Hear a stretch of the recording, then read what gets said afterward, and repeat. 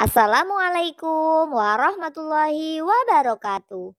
Hai teman-teman, jumpa lagi dengan saya Shita. Hari ini kita akan belajar tema 4, berbagai pekerjaan, subtema 2, pekerjaan di sekitarku pada pembelajaran 4.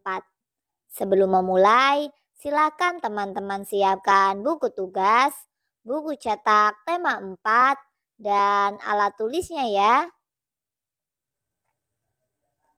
Sudah siap ya teman-teman? Untuk memulai pembelajaran hari ini, marilah kita berdoa menurut agama dan kepercayaan masing-masing. Berdoa dimulai.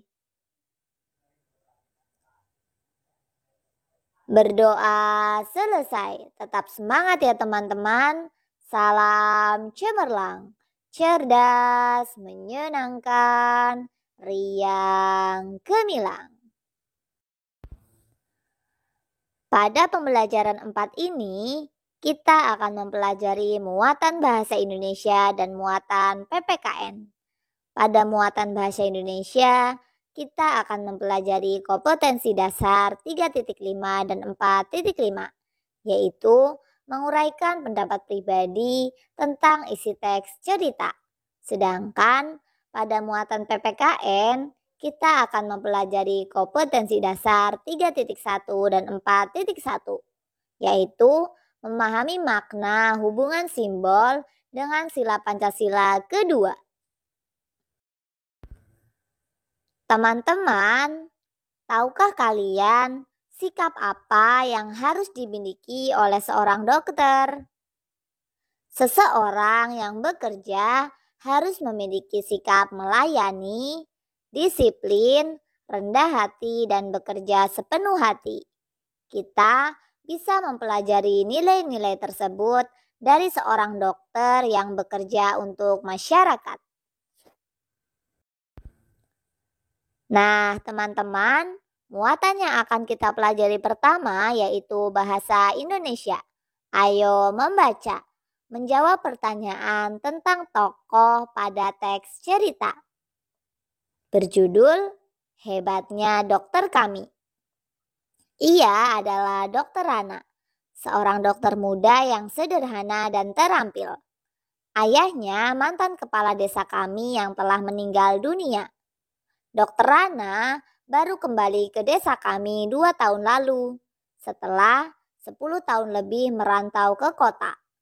Ia memperoleh beasiswa di Fakultas Kedokteran dan setelah lulus, ia praktik di Rumah Sakit Umum Kabupaten setelah lulus. Semenjak ia pulang dan praktik di Balai Kesehatan Desa, aku sering mendengar perbincangan warga yang heran atas keputusan Dokter Rana untuk kembali ke desa. Bukankah penghasilan sebagai dokter di kota jauh lebih besar? Pada ayahku, Dokter Rana bercerita bahwa cita-citanya menjadi dokter dulu muncul karena melihat kesadaran hidup sehat masyarakat desa yang sangat rendah. Sungai dipakai untuk mandi, mencuci, kakus, lalu airnya dikonsumsi. Hasil bumi dan peternakan tidak dimanfaatkan untuk membentuk pola makan sehat. Warga lebih suka menjualnya ke kota dan uangnya dipakai untuk membeli makanan instan. Selama praktik di kota, Dokter Rana terbayang terus kondisi desanya. Ia merasa bahwa seharusnya ilmu yang dimilikinya sebagai seorang dokter bisa bermanfaat untuk kampung halamannya sendiri. Jadi, Pak Andri, saya ini pulang untuk memenuhi niat saya ketika menerima beasiswa, yaitu menyejahterakan warga desa tempat saya lahir dan dibesarkan, ujar Dokter Rana pada ayahku. Sejak pulang, Dokter Rana memang aktif membina para remaja dan keluarga muda. Ia memberikan penyuluhan tentang pentingnya mencuci tangan, memasak air, pola makan sehat, dan imunisasi. Baginya, generasi muda adalah perantara terbaik untuk menyampaikan misi meningkatkan kesadaran hidup sehat masyarakat desa. Sebagai anak kepala desa, Dr. Rana sering mendengar cerita almarhum ayahnya bahwa banyak warga takut berobat karena tidak mampu membayar. Tak ingin hal itu terjadi, maka diumumkannya bahwa warga dapat membayar jasanya dengan sampah. Ya, sampah. Sampah kering jenis apa saja yang bisa didaur ulang. Botol plastik, botol kaca, koran bekas, bahkan kemasan bekas diterima oleh Dr. Rana. Cara ini membuat warga aktif dan bijak mengelola sampah. Sungguh kreatif dan cerdas cara Pak Dokter mendidik warga. Seperti mendiang ayahnya, Dr. Rana menjadi sosok yang dicintai warga desa. Ia menjadi teladan melalui dedikasi, tanggung jawab, dan kerendahan hatinya dalam menolong warga. Apabila aku besar nanti, aku ingin seperti Dr. Rana. Akan ku kejar cita-citaku menjadi guru. Dan aku akan kembali untuk membangun kampung halamanku. Nah, setelah membaca bacaan tadi, mari kita jawab pertanyaan berikut ini. Pertanyaan yang pertama, apa yang dilakukan Dr. Rana untuk warga desa? Jawabannya, Dr. Rana meminta warga untuk mengganti jasa pengobatan dengan sampah bekas. Pertanyaan yang kedua, mengapa Dr. Rana melakukan itu? Jawabannya, Dr. Rana melakukan hal tersebut karena ia mengetahui alasan masyarakat takut untuk berobat adalah masalah biaya.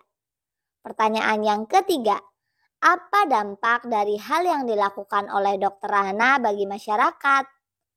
Dampak dari hal yang dilakukan Dr. Rana yaitu masyarakat menjadi aktif dan bijak dalam mengelola sampah. Pertanyaan yang keempat, hal-hal baik yang bisa aku contoh dari Dr. Rana yaitu memiliki tekad pengabdian, mementingkan kepentingan masyarakat, bertanggung jawab, cerdas, kreatif, dan rendah hati. Teman-teman, setelah kita membaca cerita hebatnya dokter kami, kita bisa memberikan pendapat tentang sikap tokoh cerita. Sikap Dr. Rana, yaitu memiliki tekad pengabdian, mementingkan kepentingan masyarakat, bertanggung jawab, cerdas, kreatif, dan rendah hati. Pendapat Sita tentang sikap Dr. Rana yaitu Dr. Rana memiliki sikap yang baik. Saya setuju dengan sikap-sikap yang dimiliki Dr. Rana. Sebagai seorang dokter yang profesional, Dr. Rana memiliki tekad pengabdian dan mementingkan kepentingan masyarakat. Meskipun memiliki ilmu yang tinggi, ia juga tidak sombong. Ia mau berbagi ilmu yang ia miliki kepada masyarakat. Nah, sekarang bagaimana pendapat teman-teman tentang sikap dari Dr. Rana? Teman-teman masih semangat ya? Muatan pelajaran yang akan kita pelajari kedua yaitu PPKN. Ayo berdiskusi. Penerapan makna sila kedua Pancasila. Teman-teman, masih ingatkah kalian dengan cerita Daju yang diejek oleh Dadu? Apa yang dapat kamu lakukan supaya hal itu tidak terjadi? Mari kita buat kesepakatan kelas dengan teman-teman supaya antar teman tidak saling menyakiti. Nah, berikut ini adalah contoh kesepakatan kelas. Kesepakatan kelas 4E. Tertib, jujur, peduli, berbagi, menghargai, tepat waktu, percaya diri, bekerja sama, bicara bergantian, bertanggung jawab, bermain bersama, kelas bersih dan rapi, berusaha melakukan yang terbaik. Teman-teman, ketika kesepakatan kelas itu dilakukan, maka setiap warga kelas akan merasa nyaman. Mereka merasa dihargai. Ketika kamu menghargai semua orang, maka kamu sudah mengaplikasikan sila kedua Pancasila. Seluruh warga kelas harus melaksanakan kesepakatan tersebut.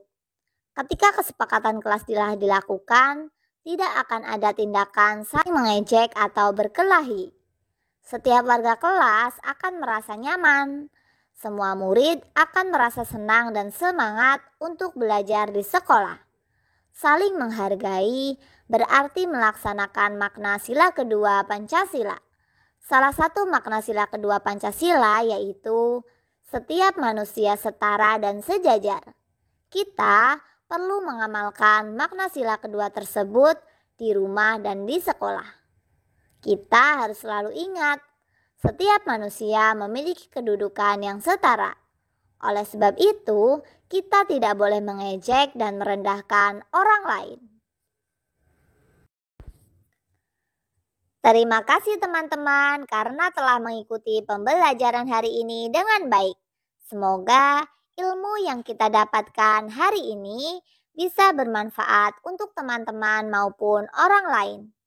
Untuk menutup pembelajaran hari ini, marilah kita berdoa menurut agama dan kepercayaan masing-masing. Berdoa dimulai.